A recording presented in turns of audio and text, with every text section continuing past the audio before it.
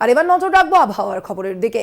রাজ্যে শীতের আমেজ, জেলাগুলিতে হালকা কুয়াশা, পরিষ্কার আকাশ। আগামী কয়েকদিনে 4 ডিগ্রি কমবে তাপমাত্রা।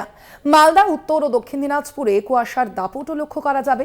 কলকাতায় নামলেও পারদ, সর্বনিম্ন তাপমাত্রা 19.3 ডিগ্রি সেলসিয়াস।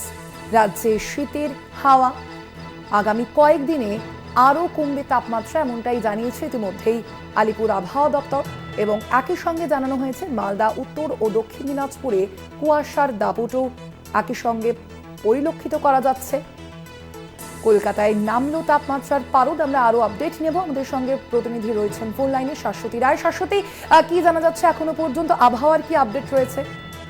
তো ধীরে ধীরে তাপমাত্রা নামবে শহর কলকাতা সহ রাজ্য জুড়ে, এবং শহর কলকাতায় ইতিমধ্যেই তাপমাত্রা পারদ 19.3 ডিগ্রি সেলসিয়াস, স্বাভাবিক থেকে একটু কম।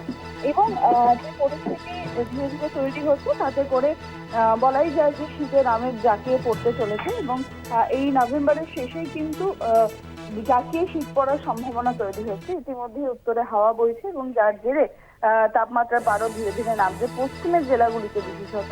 এছাড়াও দার্জিলিং সহ কালিম্পং এবং উত্তরবঙ্গের জেলাগুলিতে ঘন কুয়াশার দাপট রয়েছে।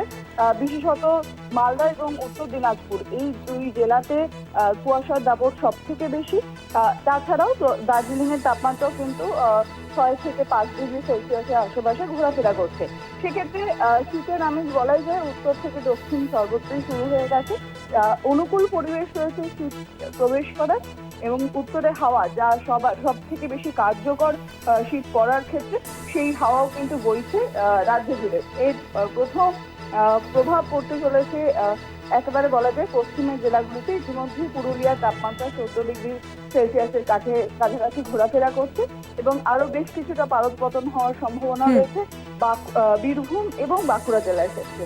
এছাড়াও শহরের ক্ষেত্রেও বলবো যে শহর কলকাতাবাসীও নিরাশ হওয়ার কোনো কারণ নেই। তাপমাত্রার পারদ আরো বেশ কিছুটা নামবে এই আগামী 2-4 দিনে। তবে একেবারে যে জাঁকিয়ে শীত, সেই শীত পেতে শহর কলকাতাকে অপেক্ষা করতে হবে ডিসেম্বর বেশ পর্যন্ত। কিছুদিন নভেম্বরের শেষ একেবারে অবশ্যই সেদিকে আমাদের নজর থাকবে। আপাতত ধন্যবাদ তোমায় শাশ্বতী।